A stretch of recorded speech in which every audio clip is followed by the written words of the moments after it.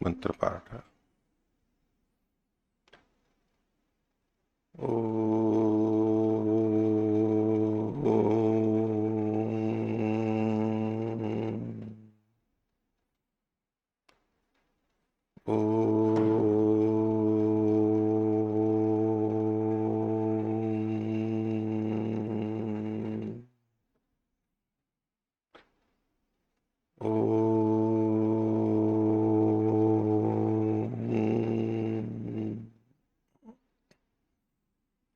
ॐ सहनाववतु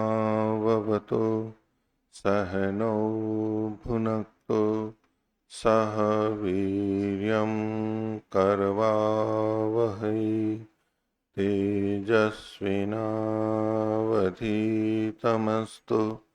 मा विद्विषावहै। ॐ शांति शांति शांति।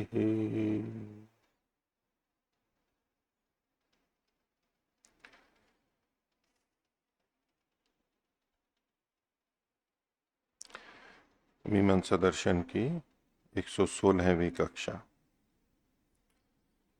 मीमांसा दर्शन प्रथम अध्याय चतुर्थ पाद आज हम प्रारंभ करेंगे। तो पिछले तृतीय पाद में अंतिम अधिकरण हमने पूरा किया था। आकृति शब्दार्थ जो है वो आकृति कहलाएगा। शब्द के विषय में वो हमारी चर्चा थी। यद्यपि ये वाक्य शास्त्र है लेकिन शब्द को लेकर के भी यहाँ पर वर्णन होता है। तो पिछले प्रकरण में, पिछले अधिकरण में यदि किन्हीं को कोई अस्पष्ट हो, पूछना हो तो पूछ सकते। कुछ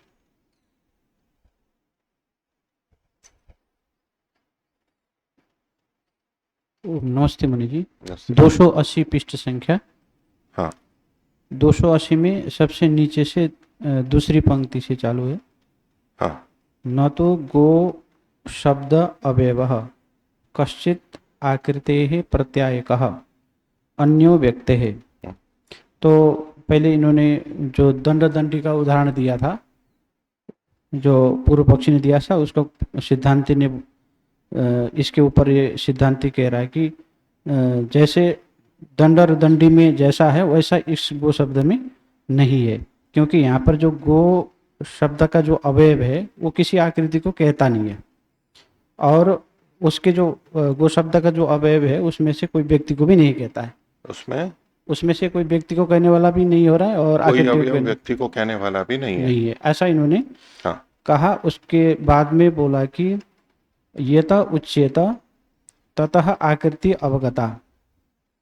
और ये पूर्ण विराम नहीं है ना, यहाँ पर पूर्ण विराम है पर अल्प विराम का मैंने संकेत किया था। ठीक है। हाँ, और न गो शब्द आकृति वचन इति। हाँ, तो यहाँ पर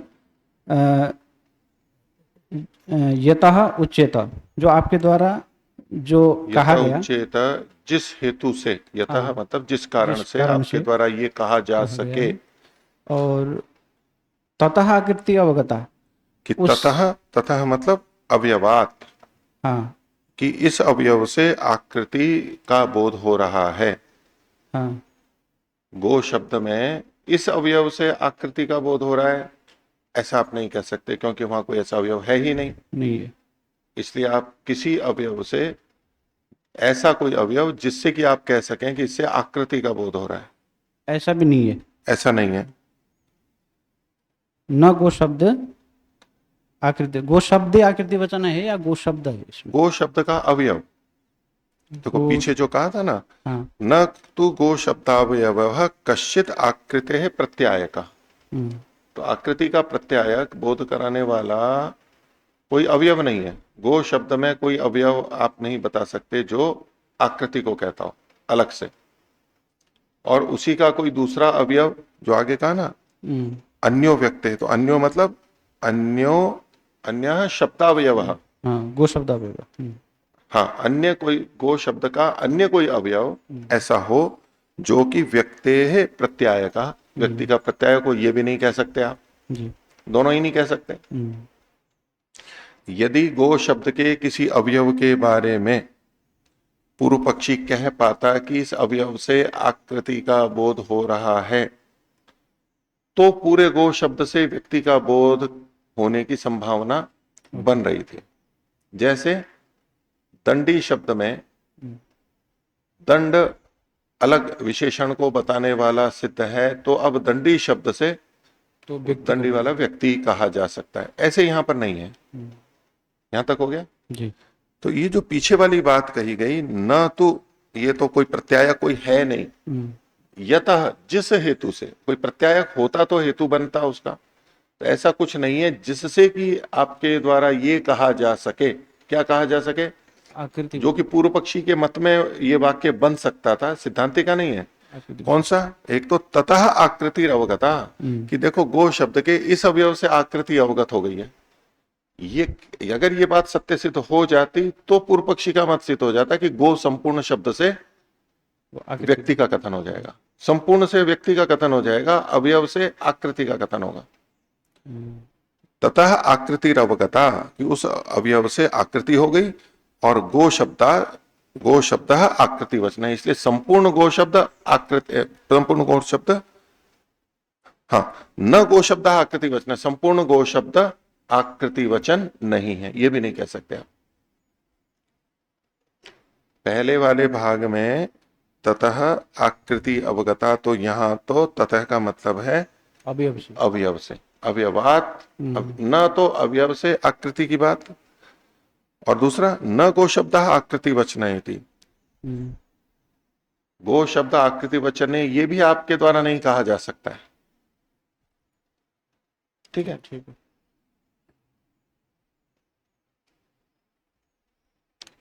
और कोई पूछना? ठीक है, तो चौथा पाठ प्रारंभ करते हैं। पृष्ठ संख्या 285। तो प्रथम अध्याय चतुर्थ पाद। अधिकरण इन्होंने लिया है उद्भेद अधिकरणम, उद्भेद अधिकरण। उद्भिद शब्द है यहां पर, चूंकि विचार के योग्य होगा, तो उसको लेकर के, चूंकि उद्भिद शब्द, उद्भिद ना कह के हम यूं कह सकते हैं उद्भिद आदि शब्द, तो लेकिन उद्भिद प्रतीक के रूप में उद्भिद अधिकरणम भी इसके लिए प्रसिद्ध है, कि यहां से कोई बात सिद्ध होगी, निर्णय आएगा, उस निर्णय को जब कहना होगा भाई ये उद्भिद अधिकरण से हो जाएगा, उद्भिद न्याय से हो जाएगा, ऐसा कथन कर दिया जाए, तो उद्भिद अधिकरणम। इसी को स्पष्टता से खोल रहे हैं, उद्भिद आदि शब्दानाम, उद्भिद या उद्भिद जैसे जो शब्द हैं उन शब्दों का याग नामधेयता अधिकरणम, याग का नाम संज्ञा ये अधिकरण है। उद्भिद आदि शब्द याग के नाम हैं, विपक्ष में जो बनेगा ये गुणवाची है, गुणवाची। अभी हम व्याख्या में देखेंगे तो पूर्व पक्ष बनेगा कि उद्भिद शब्द गुणवचन है, गुण को कह रहा है। सिद्धांति का कहना है नहीं, ये नाम है, नामधेय है। तो उद्भिदादि शब्दानाम याग नामधेयताधिकरणम, क्योंकि उद्भिदा यजेत है, तो यजेत है तो ये याग का नाम होगा, ये सिद्धांति का कथन, याग के नाम है। तो देखिए यहां पर नामधेय, ये एक बात आई है। अर्थ संग्रह में हमने वेद के जो इन्होंने भेद किए थे, ठीक है, बोलिए, विधि, नामधेय, मंत्र, अर्थवाद, निषेध। तो विधि, मंत्र और अर्थवाद ये विषय हो चुका है। अब जो ये प्रसंग चलाया है ये नामधेय के संदर्भ में, नामधेय को लेकर के, है ना, संज्ञा को लेकर के, और वो किसी शब्द के द्वारा होगी। तो यद्यपि ये वाक्य शास्त्र है, लेकिन शब्द का भी प्रसंग आता है। जैसे पिछला प्रसंग शब्द को लेकर के था, ये भी शब्द को लेकर के, कि इस शब्द का अर्थ क्या है। यद्यपि उसमें वाक्य की भी सहायता लेंगे, वाक्य के आधार पर इस वाक्य, फिर वाक्य का अर्थ क्या बनेगा वो भी जुड़ेगा, लेकिन पहले शब्द का अर्थ भी यहां पर निर्धारित करना होगा, उसी की विवेचना यहां पर चलेगी। ठीक है, और इस पाद के अंदर शब्द का ही विषय रहेगा। ये जो चौथा पाद है शब्द का विषय रहेगा, वाक्य का विषय नहीं आएगा, यहां पर शब्द का विषय रहेगा। तो भाष्य में देखिए, उद्भिदा यजेता, ये एक वाक्य हो गया।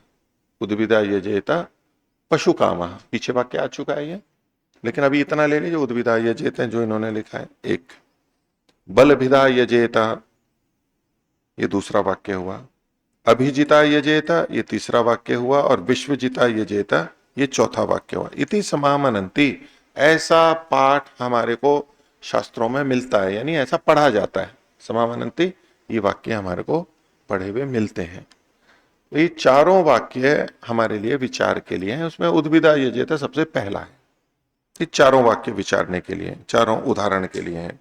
तो तत्र संदेह, इन चारों के विषय में संदेह है, अथवा इसी तरह के जो वाक्य हैं उनमें संदेह है। किम उद्भिदादयो गुण विधय, ये जो उद्भिदादि है ये गुण की विधियां हैं। गुण विधि, गुण विधि हम पीछे देख चुके हैं। गुण विधि क्या होगा? जिसमें गुण का कथन, धर्म का कथन किया गया हो, उसकी विधि की गई हो, वो गुण विधि। जैसे हम पीछे विधि के प्रकार है तो गुण विधि। तो किम उद्भिदादयो गुण विधय आहोस्वित कर्म नामधेय, यानी अथवा ये कर्म के नाम हैं। कर्म मतलब यहां पर याग है, इसलिए याग के नाम है, आप कर्म नाम है, एक ही बात है। ये दो पक्ष बनते हैं, ये संदेह। तो सिद्धांति पूछता है कुतः संशय, आपको संशय क्यों हो गया इसके अंदर? तो पूर्व पक्षी बोलता है उभयतापि प्रतिभातो वाक्यात। प्रतिभाता लिखा हुआ है यहां पर, तो इसमें अनेक परिकल्पनाएं की जाती है। भाई यहां प्रतिभाती होना चाहिए, उभयतापि वाक्यात प्रतिभाती, तो वो भी करते हैं। नीचे प्रतिभाती शब्द आया भी है अंतिम पंक्ति में, तस्मिन प्रतिभाती वाक्य। तो प्रतिभाती, प्रतिभाती शब्द जो है, एक तो लट लकार प्रथम पुरुष एक वचन में बनेगा, ठीक है, प्रतिभाती। और दूसरा क्षत्रिय प्रत्यांत बन सकता है, क्षत्रिय प्रत्यांत करके सप्तमी एक वचन माने, सती सप्तमी माने, क्षत्रिय प्रत्यांत और सती सप्तमी, प्रतिभाती है। ह्रस्व, ये जो नीचे लिखा हुआ है ना अंतिम पंक्ति में, जो ना प्रतिभाती, जो मैं लटलकार प्रथम पुरुष एक वचन कह रहा हूं, तो वो जो रूप है ह्रस्व इकार वाला, वो ह्रस्व इकार वाला होते हुए वो लटलकार प्रथम पुरुष एक वचन भी उसी रूप का बनता है, और क्षत्रिय प्रत्यय और सती सप्तमी, उसके सप्तमी विभक्ति अंत मान करके, तो भी रूप दिखने में वही बनेगा जो कि यहां अंतिम पंक्ति में भी है। अब ये जो प्रतिभाता है, अब ये यहां लिखने में गलती हो गई है,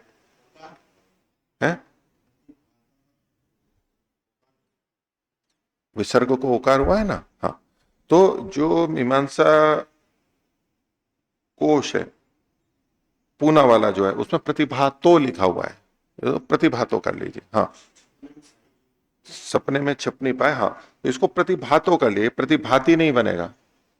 उभयतापि प्रतिभाता वाक्यात प्रतिभाता, दिखाई दे रहा है थोड़ा, हाँ, इसको प्रतिभातो तो ही करो तो ठीक है। वाक्य से जी दोनों बातें समझ में आ रही हैं। क्या समझ में आ रही हैं? कि उद्भिद इति एषः शब्दो यजेत इति अनेन संपद्यते।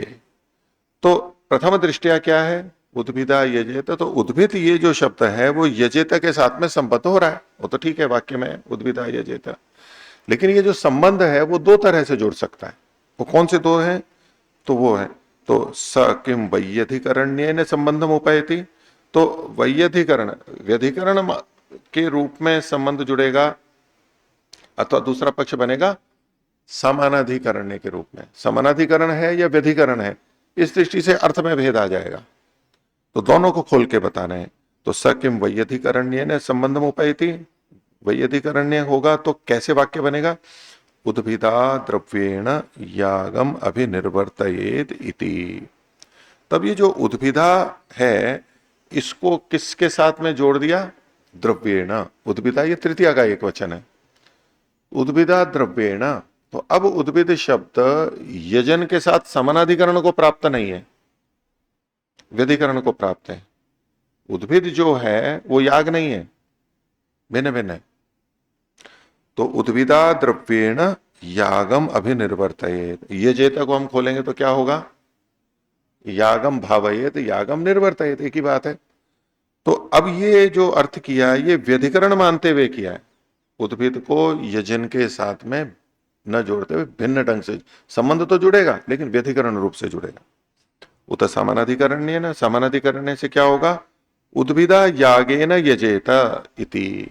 यजेत को तो यागेन यजेत, यागम कुर्यात, तो उद्भिदा यागेन यजेत, उद्भिद नामक याग से यजन करे। अब यहां उद्भिद और याग में समानाधिकरण है, विभक्ति भी समान ले ली इन्होंने। तो बोले इस वाक्य के दो रीतियों से अर्थ हो सकते हैं। उद्भिद का और यजेता यजन का संबंध तो है, लेकिन वो व्यधिकरण है या समानाधिकरण, अर्थभेद हो रहा है। और इन अर्थभेद में आपको समझ में आ रहा होगा कि किसमें नामधेय बनेगा और किसमें गुण विधि होगी। ये समझ में आ गया होगा आपको, आगे तो पढ़ेंगे ही हम।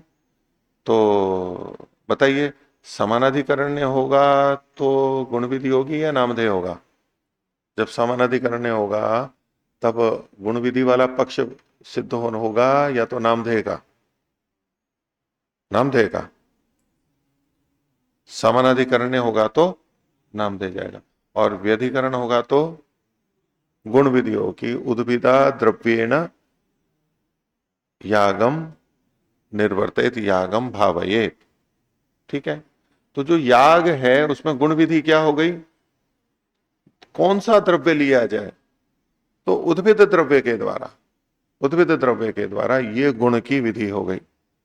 ठीक है कुलदीप जी, समानाधिकरण व्यधिकरण को समझ लेना अलग से। अभी समझ में आया आपको? वो समझ लेना अलग से। यहां तक हो गया। तो कहते हैं द्वेधा अपि एतस्मिन् प्रतिभाति वाक्ये, यहां अल्प विराम ले लीजिए वाक्य के बाद, संभवती संशय। तो तस्मिन एतस्मिन् द्वेधा अपि प्रतिभाति वाक्य, प्रतिभाति वाक्य, इसमें सती सप्तमी वाक्य, वाक्य के में ऐसा प्रतिभाषित होने से, दोनों प्रकार से प्रतिभाषित होने से, होने पर, होने के कारण या होने पर संभवती संशय, संशय संभव है। संशय का कारण यही है कि वाक्य से दोनों तरह से अर्थ निकल के आ रहे हैं। तो किम तावत प्राप्तम, सिद्धांति ने पूछा अच्छा फिर आपको क्या लग रहा है क्या होना चाहिए? तो देखो, प्रश्न किया था, संदेह किसको था? पूर्व पक्षी को संदेह था। तो उत्तर किसको देना चाहिए था? सामने वाले को देना चाहिए था, सिद्धांति को। सिद्धांति ने पहले पूछ लिया कि आपको संदेह क्यों है, बात को सही तक पहुंचाने के लिए। और जब उसने इस संदेह को भी कहा तो उत्तर देना प्रारंभ नहीं किया। तो बोले अच्छा क्या प्राप्त हो रहा है, यानी आपकी दृष्टि में यहां क्या होना चाहिए, पहले उसी से ही पूछ लिया। नहीं तो क्या होना चाहिए वैसे? सिद्धांत भाई वो प्रश्न कर रहा है तो उत्तर देना चाहिए, लेकिन उत्तर देते हैं फिर क्या हो जाता है, कितनी बार बातचीत में हम देखते हैं ना, तो वो कहते हैं उन्होंने प्रश्न रखा अब हम उत्तर देने लगते हैं, तो कहते हैं नहीं जी ये तो है, ठीक है ये तो जी मैं भी जानता हूं, ये भी मैं भी जानता हूं, ऐसे बोलते हैं। और फिर बाद में पता लगता है समस्या कहीं और है, दिखने में तो वही होता है। तो उसमें कहते हैं कि भाई उन्होंने संशय रखा, ये ऐसा भी हो सकता। अच्छा आपको क्या चीज ठीक लगती है, ये ठीक लगता है, ये ठीक लगता है? वो कहेंगे जी ये ठीक लगता है। तो ये ठीक क्यों लगता है आपको, अब उसी से प्रश्न कर रहे हैं, ये ठीक क्यों लगता है? और ये दूसरा पक्ष है तो ये ठीक क्यों नहीं लगता है, अब वही बताएगा। अब उससे हमें पता लगेगा ये क्या सोच रहा है, कहाँ दिक्कत है। वो कहेगा जी इस तरह से ठीक प्रतीत हो रहा है, उसमें प्रश्न होंगे तो जी ऐसे तो नहीं हो सकता है। अच्छा तो ऐसे, और इसका आप खंडन करो, नहीं ऐसे तो हो सकता है। फिर वो कुछ और बोलेगा, ऐसे करते करते उसके बिल्कुल वही चीज, उन्हीं चीजों का निवारण होगा संशय का, जहां वो संशय से ग्रस्त है उनका बस निवारण होता जाएगा, फिर निश्चय पे पहुंच जाएंगे। नहीं तो जहां केवल विश्वास श्रद्धा से होते हैं जी हमने उत्तर दिया और मान लिया, लेकिन वो होता नहीं है। अनेक जने फिर कहते हैं ना, शंका समाधान भी कर दो, जी मुझे संतुष्टि नहीं हुई है, आपके उत्तर से मुझे संतुष्टि नहीं हुई है, अब संतुष्टि कैसे करें? अब ऐसे में उनसे पूछना पड़ता है कि अच्छा आप बताइए। जब उनसे कुछ पूछने लगते हैं, नहीं जी मैं कोई शास्त्रार्थ नहीं करने आया हूं, मैं कोई विवाद नहीं, मैं तो बस केवल समझना चाहता हूं, लेकिन ऐसे व्यक्ति को केवल सीधा उत्तर देकर दे भी दें, सही उत्तर भी दे दें, जो आने वाला है उसको संतुष्टि नहीं होने वाली है। प्रकृति उसकी व्यक्ति की ऐसी ही है। उसकी संतुष्टि कब होगी? जब वो जो कहेगा और उसको पता लगेगा नहीं जी इसमें तो दोष है, फिर वो बोलते अच्छा जी ऐसा नहीं तो ऐसा ऐसा। अब उसको पता लगेगा कि इस निर्णय तक ये पहुंचे कैसे हैं।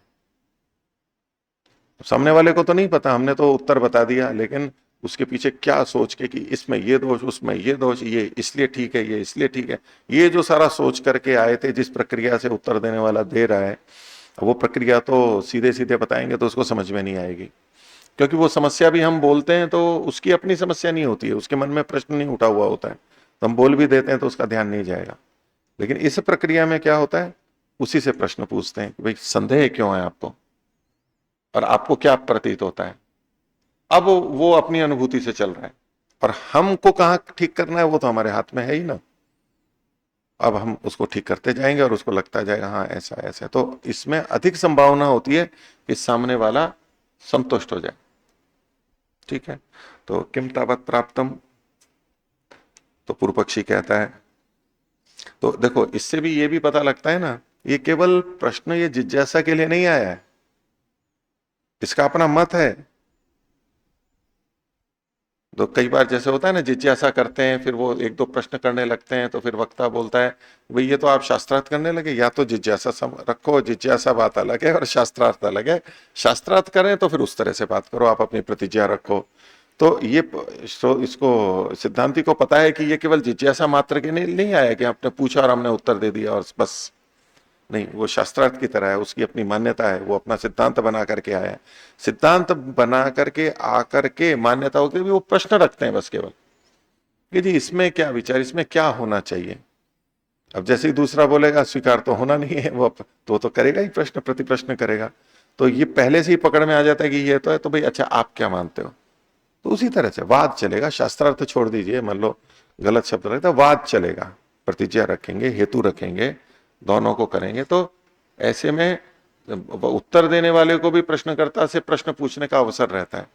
नहीं तो प्रश्नकर्ता जिज्ञासा करता बस अपना ही अधिकार मानता है कि जी मैं पूछूंगा, आपको तो उत्तर देना है, मैं तो आपको बड़ा मानता हूं, बस आप उत्तर दीजिए। अब उत्तर देंगे उस पर वो प्रश्न करता है, मतलब एक तरफ से आक्रमण होता रहेगा और दूसरे को केवल सुरक्षा करनी है, केवल सुरक्षा करनी है उन प्रश्नों से, वो प्रश्न नहीं कर सकता है। तो वो अधिकार होना चाहिए। तो वो क्या सुरक्षित करते हैं जिज्ञासा वाले और प्रश्न वाले, कि हम तो गोलियां दागते रहे, उधर से गोली नहीं चले, उधर से गोली चले तो बोले नहीं जी हम युद्ध करने थोड़ा ना आए हैं, हम युद्ध करने थोड़ा आए हैं। वो रोक देते हैं। दिखने में यूं लगेगा जी हम जी बात नहीं, हम तो जी ज्यादा जानते नहीं है, लेकिन वो कर क्या रहा होता है, ऐसा युद्ध कर रहा होता है जिसमें स्वयं गोलियां चलाने का तो अधिकार सुरक्षित रखता है, और दूसरा गोली चलाए तो वो उसको स्वीकार नहीं होता है। नहीं, आपको तो बस झेलना है, आपको तो उसका उत्तर देना है, प्रश्न नहीं करना है, आपको एक तरफा अपने तरीके से उसको चलाना चाहता है। तो जब ऐसा पता लगता है तो वक्ता या तो उत्तरदाता वो भी अपने अधिकार की रक्षा के लिए प्रयास करता है, और वस्तुतः तो उसको सत्य तक पहुंचाने के लिए उसको संतुलित करता है, नहीं हम करेंगे, हमें भी प्रश्न पूछना पड़ेगा। तो इन्होंने शुरुआत ही ऐसी कर दी, और बोलने का तो अवसर सबको चाहिए, सुनने की अपेक्षा बोलने की अधिक इच्छा होती है ना। तो इन्होंने कहा अच्छा आप क्या मानते हो, उनको लगा अच्छा ये मेरे से पूछ रहे हैं आप क्या मानते हो, तो बड़ी बात है ना, आपकी क्या राय है। किससे पूछते हैं कि आपका क्या मत है, सिर्फ बड़े से ही तो पूछते हैं ना, ये आपका इसमें क्या मानना है। तो जब वो जिससे पूछने आया है और वो कह रहा है कि जी आपका क्या मत है, वो तो रखना ही था उसको, सीधे सीधे कह नहीं सकता था वो कि जी मैं आपको ये बताने आया हूं अपना मत, ऐसा तो कह नहीं सकता था। भाई ये तो ज्यादा विद्वान है सामने वाले, तब सामने वाले ने ही चारा डाल दिया उनको कि जी आपका क्या मत है, तो वो तो उसी लिए तो आया था, वो अपना मत बोलेगा। तो पूर्व पक्षी अपना मत बोल रहा है, किम तावत प्राप्तम। तो ये अधिकांश आप यहाँ चर्चा के अंदर ये देखेंगे। लेकिन हम भी कई बार उत्तर देने वाले अड़ जाते हैं कि भाई हम तो केवल उत्तर ही दे रहे हैं, तो फिर फंस भी जाते हैं। तो किम तावत प्राप्तम, पूर्व पक्षी कहता है उत्तम समामनाय ऐदम अर्थ्यम तस्मात् सर्वम तदर्थम स्यात्। भले उत्तम, ये तो पहले बात हो ही चुकी है क्या, समामनाय ऐदम अर्थ्यम, समामनाय का, शास्त्र का, शास्त्र वचनों का ऐदम अर्थ है, इदम अर्थ है वो, इसके लिए है। किसके लिए? वो कर्म के लिए है। अब दूसरे शब्दों में याग के लिए है, ये कहते हैं धर्म के लिए, उसी के लिए होते हैं सारा। वो पहले आ ही चुका है कि कोई भी शास्त्र का वचन है वो कुछ कर्म के लिए होता है, करने के लिए होता है, ऐसे ही नहीं होता है, उसका कर्म के साथ में संबंध होता है। तो उक्तम समामनाय ऐदम अर्थ्यम, तस्मात् सर्वम तदर्थम से आते, इसलिए जो कुछ भी है वो कर्म की दृष्टि से ही होना चाहिए, और कर्म की दृष्टि से होते हुए इसके यहां गुण विधि होनी चाहिए। ये किसके लिए है? उद्भिद आदि शब्द कर्म के निमित्त में, गुण जो होगा, गुण विधि मानेंगे तो वो कर्म के लिए होगी। कैसे? अब ये तो थोड़ा व्याख्या देखते हैं भाष्य में। तो उक्तम अस्मा भी समामनायस्य ऐदम अर्थ्यम, ये पीछे आप 1:1:25 का सूत्र देखिए, 1:1:25।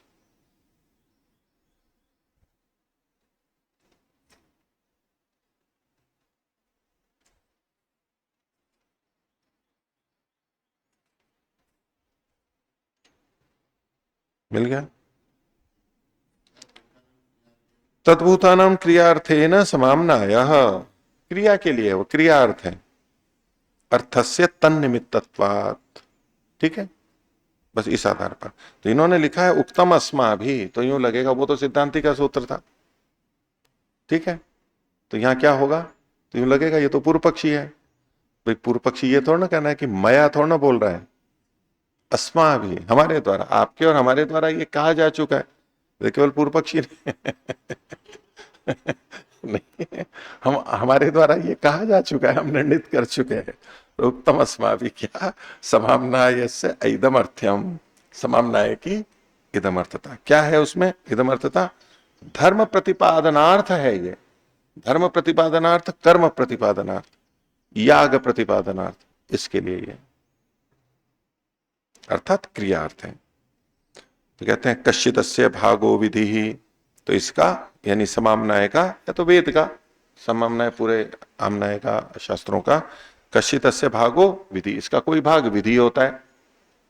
तो पहला विधि हो गया, क्या विधि?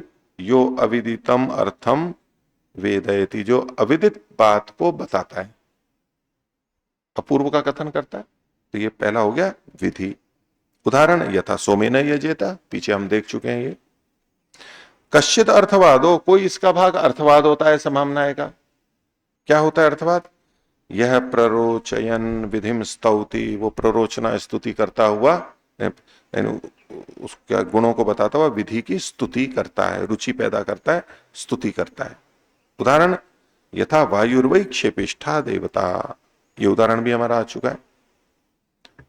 कश्चिन मंत्रो, कोई इसका मंत्र होता है।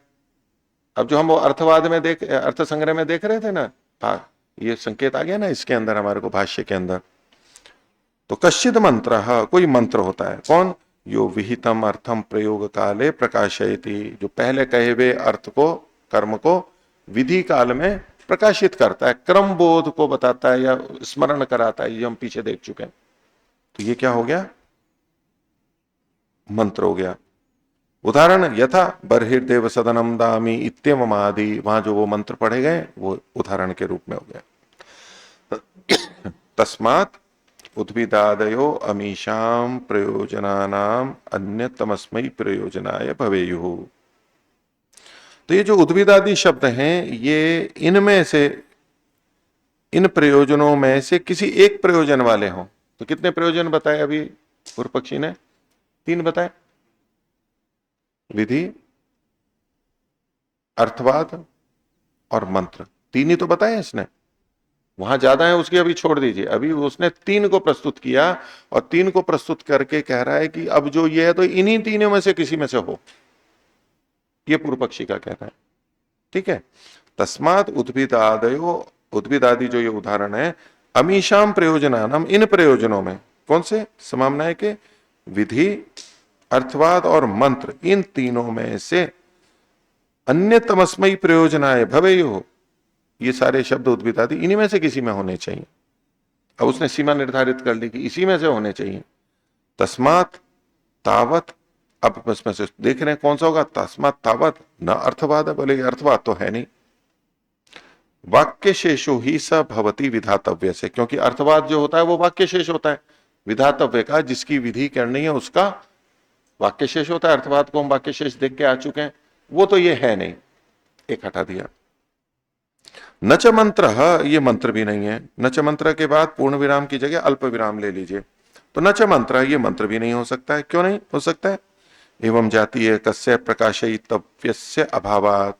बोले इस प्रकार के जो वाक्य हैं ये कर्म के समय में कोई प्रकाशित कर रहे हो मंत्र को, क्रम को, किसी बात का स्मरण कर रहे हो, ऐसा तो नहीं है इसमें, तो इसलिए ये मंत्र भी नहीं हो सकता है। तो बोले परिशेषात, परिशेष से ये क्या बचेगा, परिशेष्यात गुण विधि, परिशेष न्याय से अनुमान का एक प्रकार हो गया। परिशेष न्याय से तीन की ही प्राप्ति थी, दो हो नहीं सकते तो तीसरा ही होगा, तो ये पारिशेष्यात गुण विधि। और ऐसे में क्या अर्थ बनेगा, उद्भिद गुणता यागस्य विधीयते। तो ये जो याग है उसमें क्या गुण गया, उद्भिद गुणता, उद्भिद गुण वहां पर विहित किया जा रहा है, गुण की विधि होगी।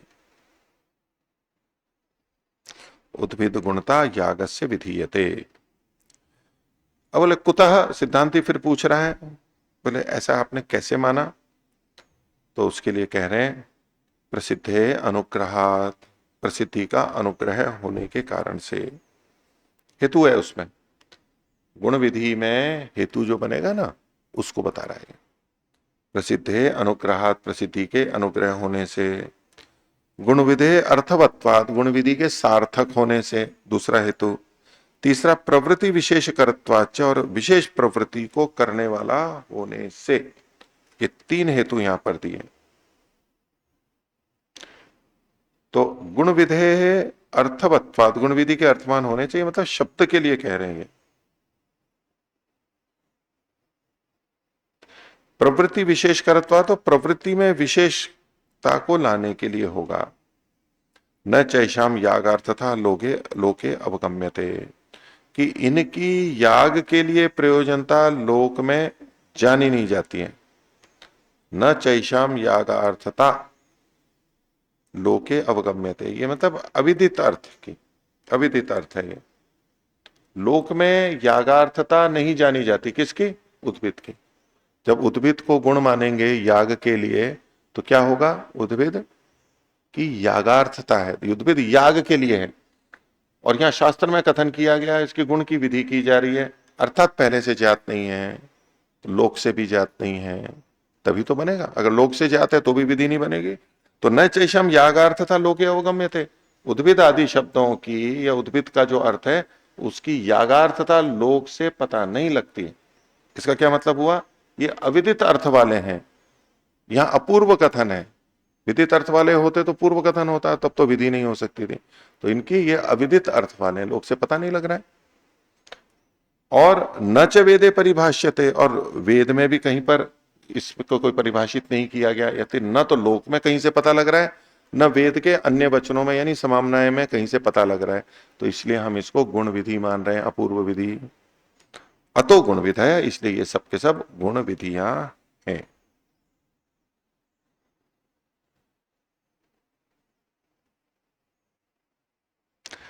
गुण विधि के लिए देखो यहां जो हेतु दिए ना इन्होंने, प्रसिद्धेर अनुग्रहात, गुण विधे अर्थवत्वात् और प्रवृत्ति विशेष करत्वाच्च। तो ये जो प्रवृत्ति विशेष करत्व है ये अनुष्ठान के काल में देखा जाएगा।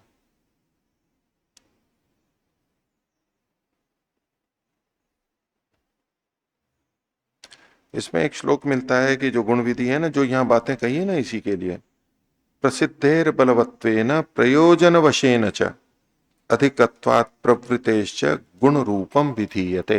पहले आ चुका है ये श्लोक, मैंने कभी नहीं लिखा है, ये लिख लीजिए चाहे तो।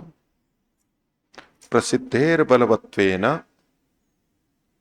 प्रसिद्धेर बलवत्वेन प्रयोजन वशेन च, प्रयोजन वशेन च, पूर्ण विराम श्लोक है ये। तो प्रसिद्धेर बलवत्वेन प्रयोजन वशेन च पूर्ण विराम अधिकत्वात् प्रवृत्तेश्च अधिकत्वात् प्रवृत्तेश्च गुण रूपम विधीयते गुण रूपम विधीयते दो विराम हाँ अधिकत्वात् प्रवृत्तेश्च अधिकत्वात् प्रवृत्तेश्च गुण रूपम विधीयते वहां पर दो मतलब दो पूर्ण विराम लगा लीजिए श्लोक पूरा हो गया। ये इससे साम्य रखता हुआ प्रसिद्धेर अनुग्रहात् गुण विधेर अर्थवत्वात् गुण विधि का अर्थवत्वात् मतलब ये प्रयोजन वशेन हो गया और प्रवृत्ति विशेष करत्वात् का हो गया अधिकत्वात् प्रवृत्तेश्च। इस कारण से गुण रूप विधान किया जाता है सार्थकता बता रहे हैं।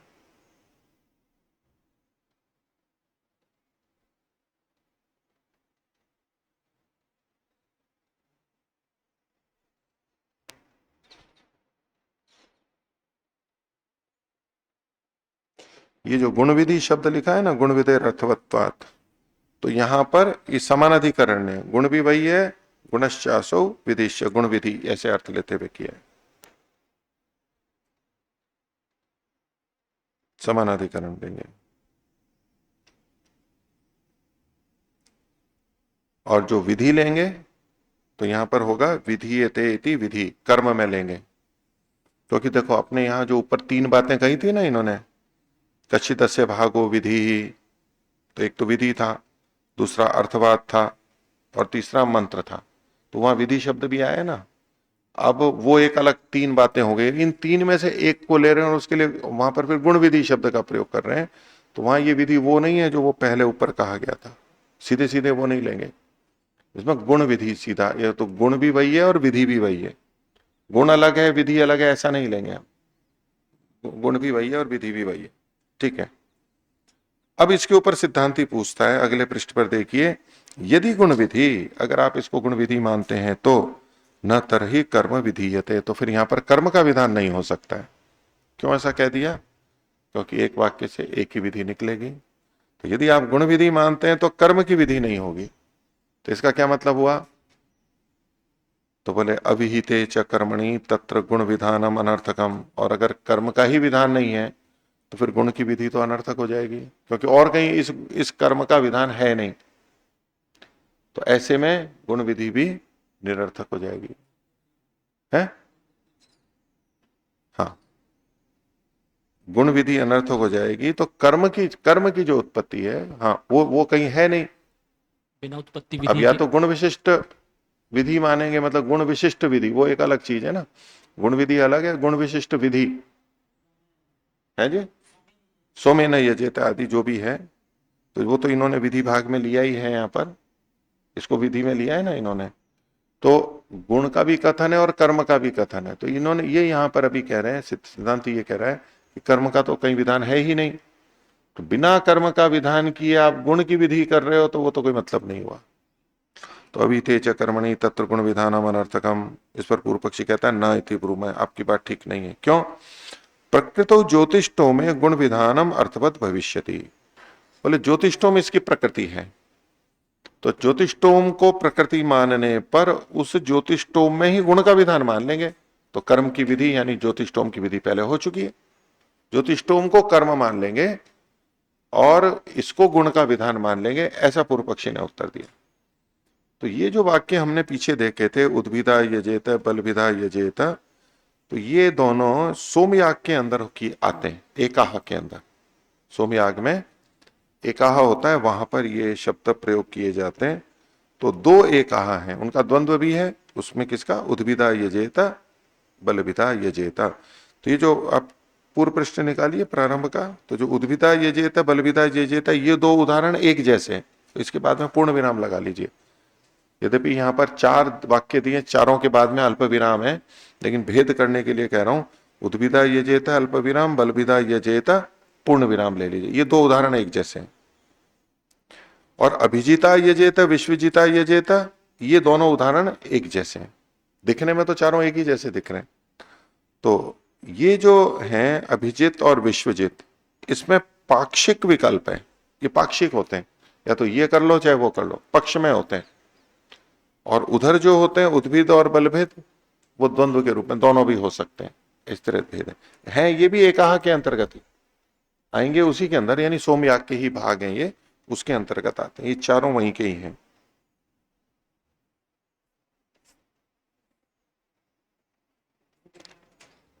अजय, उद्भिदा यजेता बलविधा यजेता, ये दो एकाहा हैं, ये दोनों एक इसमें किए जाते हैं, एकाहा में ये दोनों किए जाते हैं, दोनों कर सकते हैं। और अभिजिता और विश्वजिता जो है यजेता, इनमें विकल्प है, चाहे तो ये करो चाहे ये करो, उस दृष्टि से भेद है ये थोड़ा दिखने में। बाकी एक तरह से मान के अभी आप चल सकते हैं, कोई आपत्ति नहीं है। लेकिन इन सब की प्रकृति ज्योतिष्टोम को माना जाता है। तो मूल प्रकृति क्या है बिना कर्म के, तो होने का जी ज्योतिष्टोम को मान लेंगे और उसमें ये गुण विधि मान लेंगे। आगे तो ये तो पूर्व पक्षी ने अपने पर किए गए आक्षेप का उत्तर दिया, सिद्धांति ने जो आक्षेप किया था उसका उत्तर दिया। अब पूर्व पक्षी सिद्धांति पे आक्षेप कर रहा है कि यदि नामधेयम स्यात्, आप जो इसको नामधेय कह रहे हो तो क्या दोष आएंगे, अगर नामधेय होवे तो फिर यावदेव यजेत इति तावदेव उद्भिता यजेत इति। तो बोले ये जो जितना अर्थ यजेता का होगा उतना ही अर्थ उद्भिदा यजेता का होगा, उसमें कोई अंतर नहीं आएगा। तो चाहे तो आप उद्भिदा यजेता कह दो चाहे यजेता कह दो, एक ही बात हो जाएगी। क्या कह रहा है पूर्व पक्षी, यावदेव यजेत इति, जितना यजेता का अर्थ है, तावदेव उद्भिदा यजेत, उतना ही उद्भिदा यजेत है। आगे पढ़िए, न प्रवृतो कश्चित गुण विशेष स्यात्। ये जो वाक्य रचना है उद्भिदा यजेत, इसमें उद्भिदा ये जो अतिरिक्त पढ़ा गया इसकी कोई विशेषता नहीं हो पाएगी। न प्रवृतो, प्रवृतो अर्थात उद्भिदा शब्द की प्रवृत्ति में कश्चित गुण विशेष है न स्यात्, कोई विशेषता तो हुई नहीं। और गुण विधौ चाहिए, लेकिन यदि हम इसको गुण विधि मानते हैं तो गुण संयोगात अभ्यधिकम अर्थम विदधता उद्भिदादय शब्दा अर्थवंतो भविष्यन्ति। तो गुण विधि में क्या होगा, गुण का संयोग अधिक कहने के कारण, यजन तो फिर भी आ ही रहा है, जो आपके पक्ष में यजन आ रहा है वो तो हमारे भी आ रहा है, लेकिन उद्भिद ये विशेष गुण कथन होने से अधिक अर्थ को विदधतः विदधतः ये क्षत्रिय प्रत्यांत का प्रथमा बहुवचन है। विदधतः उद्भिदादय शब्दा, विधान करते हुए उद्भिद आदि जो शब्द हैं वो अर्थवान हो जाएंगे। ठीक है, तस्मात् गुण विधय इत्येवं प्राप्तम, इसलिए यही प्राप्त होता है कि इसे गुण विधि कहनी चाहिए। आ, आ, कौन सा, हाँ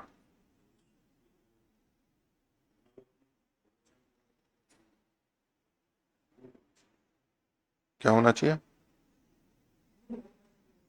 नुम,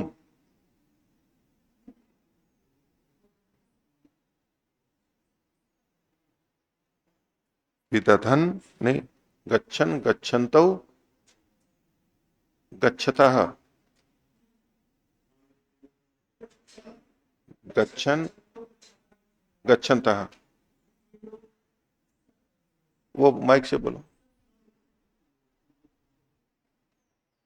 हाँ गच्छन गच्छन्तु गच्छन्ता रूप तो बनता है, हाँ। लेकिन जो ये जो नुम होता है वो सप और सन में ही नित्य होता है, और नुम नित्य होता है, सप सन और नित्यम से नित्य होता है, नित्य होता है। हाँ लेकिन जो अन्य रूप हैं जो इत्यादि गण आदि की धातुओं में, उनमें नुम नहीं होता है। उनमें नुम नहीं होता है। जी, तो यहां पर ये धा धातु जो इत्यादि गण की, इसलिए नुम नहीं होगा इसमें। जो इत्यादि में है जी इसलिए नुम नहीं होगा। जी, तो विदधता बहुवचन का ही बहुवचन होगा, प्रथमा जी। बहुवचन हो गया। और चूंकि हमारे को उद्भिदादय शब्दामा बहुवचन प्राप्ति है ना, ये बहुवचन ही होना चाहिए। विदधता प्रथमा बहुवचन, विदधता उद्भिदादय शब्दा अर्थवंतो भवन्ति।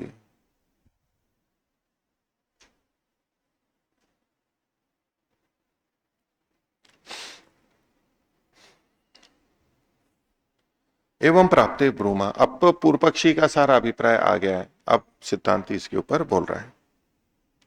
दूसरा सूत्र है अपिवा।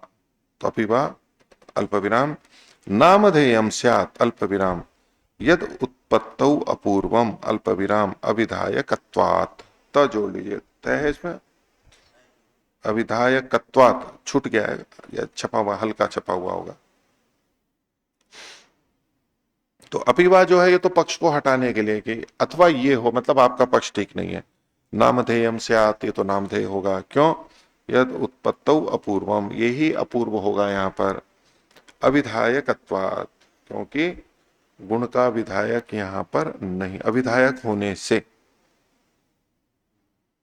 यहां ना कर्म नाम ही हो सकता है अविधायक होने से। भाष्य देखिए, अपिवाइति पक्षो विपरिवर्तते, तो पक्ष को बदल दिया, तो नामधेयम स्यात्, नामधेय होना चाहिए। इति प्रतिजानीमहे, प्रतिजानीमहे ऐसा हम प्रतिज्ञा करते हैं, हम ऐसा स्वीकार करते हैं। एवं अभिहितम अर्थम विधास्यति, और ऐसा करेंगे तो अविहित अर्थ को कहा जाएगा, अर्थात जो अर्थ पहले नहीं कहा गया है उसको कहा जाएगा, तो इस रूप में सार्थकता होगी। तो अभी एवं अभिहितम अर्थम विधास्यति ज्योतिष्टोमात यागांतरम, ये ज्योतिष्टोम से भिन्न याग है, ये कथन आ जाएगा। आगे श्रुतिश्चैवम यागम अभिधास्यति, और ऐसा करने पर श्रुति भी याग को अभिधास्यति कहेगी। श्रुति का मतलब है यजेत, ये श्रुति। उद्भिदा यजेत, उद्भिदा ये तो नामधेय हो गया, तब ये जो श्रुति है उसमें भी यजेत है, वो याग का विधान कर देगी। श्रुति शैवम यागम अभिधास्यति, याग का कथन कर देगी। इतर्था, अगर ऐसा नहीं मानेंगे तो इतर्था में क्या आएगा? गुण विधौ, गुण विधि मानने पर, नामधेय न मान करके गुण विधि माने तो इतर्था श्रुति ही उद्भिदादीन वक्ष्यंती। जो श्रुति, ये जो वाक्य है, ये उद्भिदादि को कहती हुई उद्भिदादि मतो लक्ष्येत, उद्भिद आबादी वाले को लक्षित करेगी। उद्भिदा यजेता, तो मतलब मत्वर्थ लक्षणा पे जाना पड़ेगा। यदि नामधेय नहीं मानते हो तो हमारे को यहां पर उद्भिद वाला ऐसा अर्थ करना, मत्वर्थ लक्षणा करनी पड़ेगी। तो पहले में तो इन्होंने कहा था श्रुति कहेगी, और यहां पर मत्वर्थ लक्षणा करनी पड़ेगी। आगे उद्भिदा यागे न कुर्यात, उद्भिद बता यागे न कुर्यात, उद्भिद वाले याग को करे, ये आएगा। बता मतलब तो मत्वर्थ ले लिया इन्होंने। तो यागे न कुर्यात इति यजेत इत्यस्य अर्थ, यागे न कुर्यात ये जो है वो यजेते का ही अर्थ है, और करणम ही याग है। और यहां पर जब यूं करेंगे यागे न कुर्यात इति, तो याग यहां पर करण के रूप में आ गया, तो करणम ही याग। और उद्भिदादि अपि तृतीया निर्देशात करणम, उद्भिदादि भी चूंकि तृतीया साक्षात है ही, तो तृतीया निर्देश वो करण है ही। तत्र यहां पर इस विषय में उद्भिदा यागे न इति कर्म नामधेयत्व, तो उद्भिदा यागे न, जो वहां पर हमने देखा था पीछे, जो इन्होंने खोल करके बताया था, तो उसमें क्या कहा था इन्होंने? समानाधिकरण में उद्भिदा यागे न यजेत, उद्भिदा यागे न, तो ही बात कह रहे हैं यहां पर कि तत्र उद्भिदा यागे न इति कर्म नामधेयत्वेन, कर्म का नामधेय होते हुए समानाधिकरण्य सामंजस्यम, समानाधिकरण की सामंजस्यता हो जाती है, संगति लगती है। लेकिन द्रव्य वचनत्व, अगर द्रव्य का वचन माने, जो कि व्यधिकरण में वहां पर वाक्य किया था, तो यदि द्रव्य वचनत्व मानेंगे तो मत्वर्थ लक्षण या समानाधिकरण्यम स्यात्, तो कैसे समानाधिकरण्य करना पड़ेगा? मत्वर्थ लक्षणा करके समानाधिकरण्य करना पड़ेगा। कैसे हुआ वो? तो देखो ऊपर जो कहा था उद्भिद वता यागे ना, तो उद्भिद वता में भी तृतीया है और यागे में भी तृतीया है, तो उद्भिद वत ला करके फिर समानाधिकरण्य बनाना पड़ा, वैसे तो व्यधिकरण हो रहा। तो इन्होंने कहा वैसे तो सीधे सीधे नामधेय मानेंगे तो सीधे सीधे समानाधिकरण्य बन रहा है, और यदि आप गुण विधि करोगे तो मत्वर्थ लक्षणा करके फिर समानाधिकरण्य बन पाएगा, वो गौरव होगा। तो द्रव्य वचनत्व मत्वर्थ लक्षणया समानाधिकरण्यम स्यात्, और जब ऐसा है तो श्रुति लक्षणा विषय च श्रुतिर ज्यायसी, तो जो अर्थ श्रुति से आ रहा है और जो लक्षणा से आ रहा है तो उसमें श्रुति बलवती है। श्रुतिर लक्षणा विषय च श्रुतिर ज्यायसी, तस्मात् कर्म नामधेयम, इसलिए इसको कर्म का नाम ही होना चाहिए। अब इस पर पूर्व पक्षी, यहां तक बात समझ में आ गई? पूर्व पक्षी अब आगे कहता है ननु प्रसिद्धम, प्रसिद्धम कर लीजिए, प्रसिद्धम द्रव्य वचनत्वम अपह्नुयेत, बोले ऐसा करने पर तो जो प्रसिद्ध द्रव्य वचनत्व है, कि उद्भिद शब्द द्रव्य का वाचक है जो कि प्रसिद्ध है, उसकी उपेक्षा हो जाएगी, उसको हटा देना पड़ेगा, क्योंकि लोक में जो प्रसिद्ध अर्थ है उद्भिद, वो न लेकर के आप फिर कुछ और अर्थ ले रहे हो, तो ये दोष देगा। ननु प्रसिद्धम द्रव्य वचनत्वम अपह्नुयेत, अप्रसिद्धम कर्म वचनत्वम प्रतिज्ञायेत, और जो कर्म का वचनत्व यानी कर्म का जो नाम है, कर्म का कथन है जो कि अप्रसिद्ध है, उसकी प्रतिज्ञा हो जाएगी। यहां पर पूर्व पक्षी क्या दोष दिखा रहा है?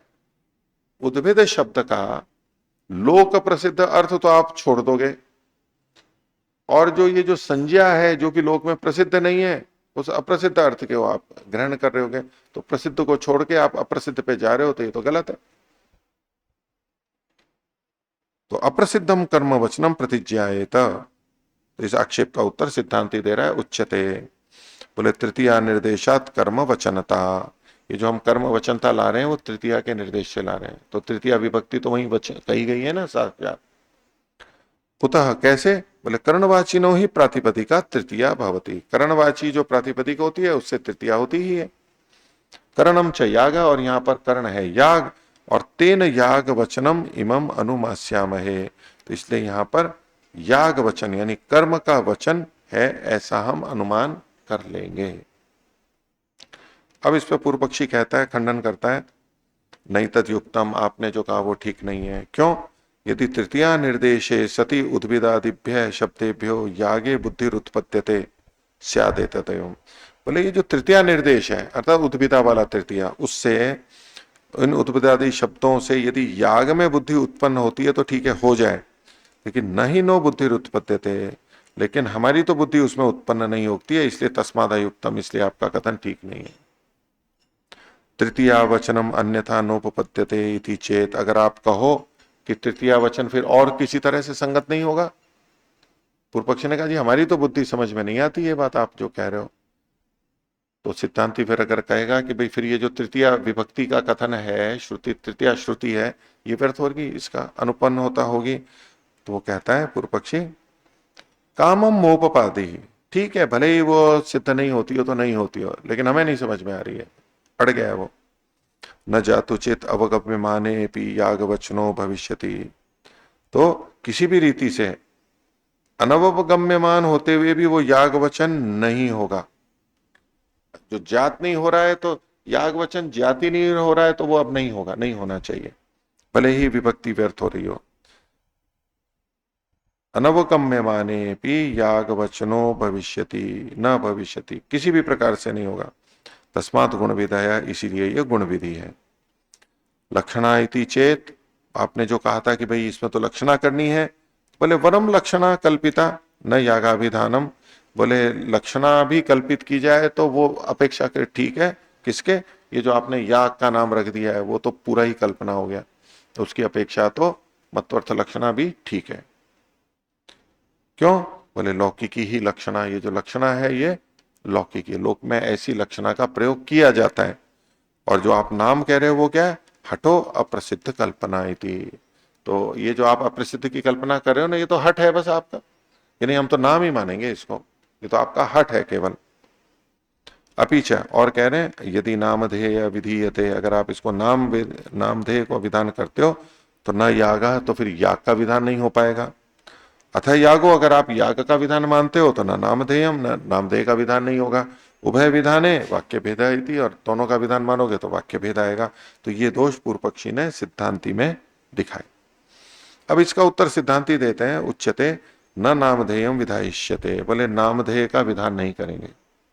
फिर अनुवादा ही उद्भिद आदय, उद्भिद आदि जो है वो तो अनुवाद है, उद्भिद आदि शब्द तो अनुवाद है।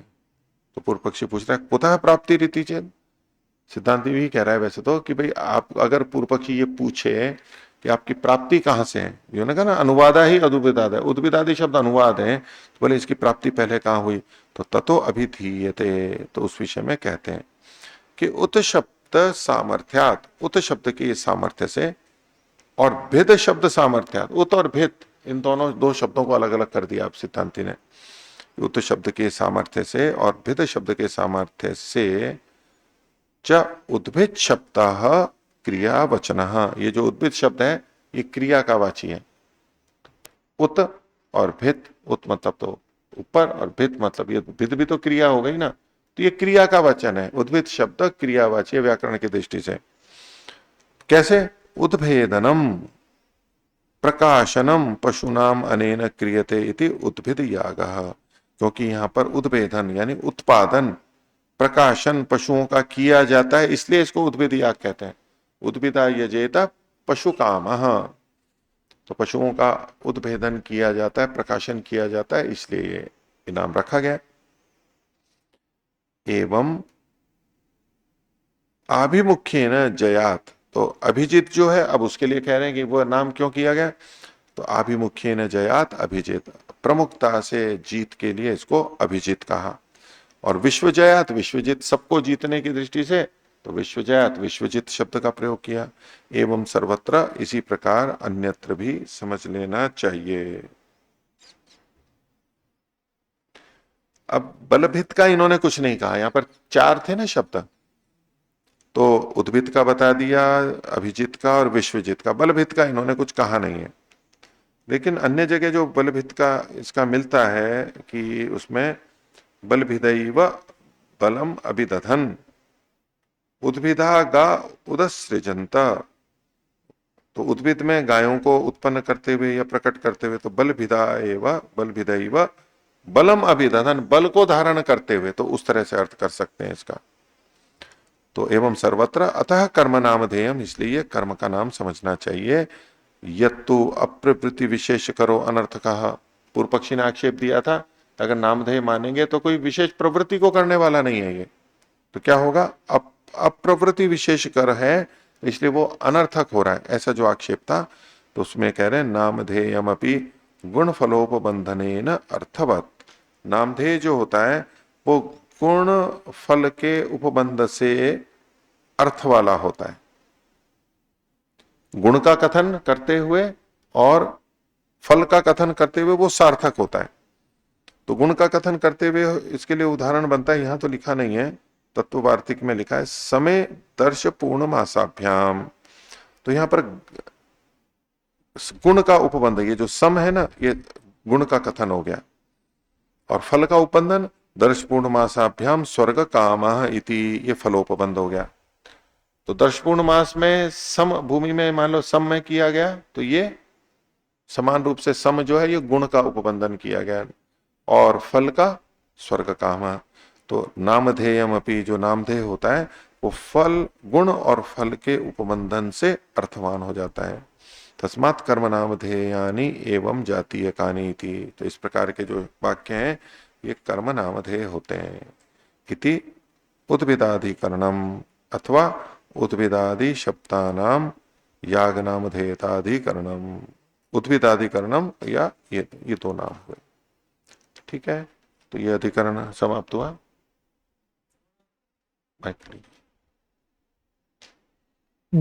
अंतिम जो पंक्ति थी गुण और फल वाली बात स्पष्ट नहीं हुई, इसका गुण और फल वाले होते हैं, स्पष्ट नहीं हुआ। गुण और फल वाले, हाँ ये तो यहां इन्होंने कुछ नहीं लिखा कि जो नामधेय होता है जी। वो नामधेय भी गुण को या फल को कथन कर देता है, उसके साथ जुड़ जाता है, उस रूप में सार्थक हो जाता है, क्योंकि वहां पर भी गुण की विशिष्टता होती है या तो फल की विशेषता होती है। तो उद्भिदा यजेता पशु कामहा, तभी सार्थक हो गया ना, पशु के लिए हो गया, सब सर्वत्र विजय के लिए, चारों ओर से विजय के लिए, आभिमुख्य विजय के लिए, तो कुछ ना कुछ फल जुड़ जाए। इसका उदाहरण यहां नहीं घट रहा है ऐसा, लेकिन ये जो वाक्य है इस पर जो अन्य टीकाकारों ने उदाहरण दिए वो मैंने आपको बोल के बताए। तत्ववार्तिक में दिया समय पूर्णमासाभ्याम, समय दर्श पूर्णमासाभ्याम, ये है गुणोपलब्धे का उदाहरण। और दर्श पूर्णमासाभ्याम स्वर्ग कामा थी फलोपबंध, यहाँ फल का उपबंध है। तो नाम के साथ साथ, नाम विधि के साथ साथ या तो गुण का कथन कुछ ना कुछ होगा या तो फल का कथन होगा। अब ये जो उद्विदा यजेता है, उद्विद शब्द को लेकर के युधिष्ठिर जी ने यहाँ पर टिप्पणी भी की है। इधर पीछे आप देख सकते हैं, एक तो मत्वर्थ लक्षणा पे भी की है और उद्विद शब्द का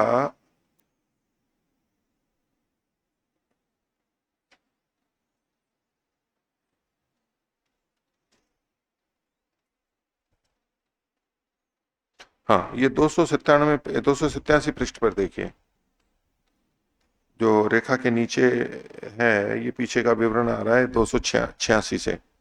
इसमें मुख्य लिखा उद्भिद गुण बता। उन्होंने बताया भट्ट कुमारिल ने उद्भेदन खोदने की क्रिया में समर्थ खनित्र आदि का वाचक माना है। उद्भिद शब्द को खनित्र का, खोदने खुदाली का, उसका वाचक माना है। हमारे विचार में यहाँ याग के प्रसंग में उद्भिद शब्द से वृक्ष लता औषधि का ग्रहण करना युक्त है। ठीक है, तो वो एक दृष्टि भेद है, जैसा भी है, लेकिन ये तो नाम से भी कुछ पता लग रहा है, लेकिन नामवाची नामधेय मान के कथन किया। ठीक है, बोलिए। जी, पृष्ठ संख्या 288 पर नीचे की तरफ जो सिद्धांति की बात प्रारंभ हो रही है, उच्चते तृतीया निर्देशात कर्म वचनता, तो फिर दधना जो होती में कैसे घटेगा जी ये बात? दधना में तो वहां पर दधी की विधि की गई है, दधना दध के द्वारा। तो यहां पर ऐसा नहीं है ना, यहां तो उद्भिदा नाम है, तो तृतीया के द्वारा, तृतीया निर्देश भाई ये कर्म के द्वारा कहो, क्योंकि ये कर्ण को कह रहा है, कर्म कर्ण को कह रहा है, तो कर्ण होगा वो किसी कर्म के लिए होगा। उस दृष्टि से कर्म वचनता केवल लेंगे, तृतीया निर्देशात कर्म वचनता। कर्णवाची प्रातिपदिक से तृतीया विभक्ति होती है, तो दधना तो वहां पर भी कर्ण के रूप में ले लिया। और यहां पर चूंकि उद्विधा यजेत है, यहां पर कर्ण क्या है, यागेन भावेत, तो याग को कर्म मान लिया और उसके साथ इसका समानाधिकरण मान लिया। तेन याग वचनम इमम अनुमास्यामहे, इनकी शैली है, इस तरह से लिया इन्होंने। ठीक है, नहीं रखते हैं। प्रणव ध्वनि।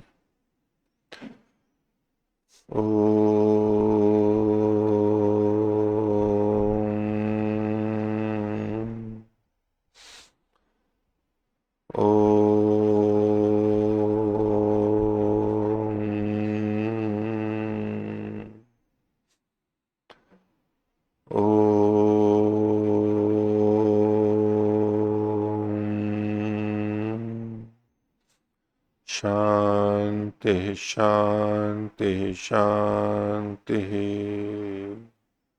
सभी को सदा नमस्ते जी। ओम शांति।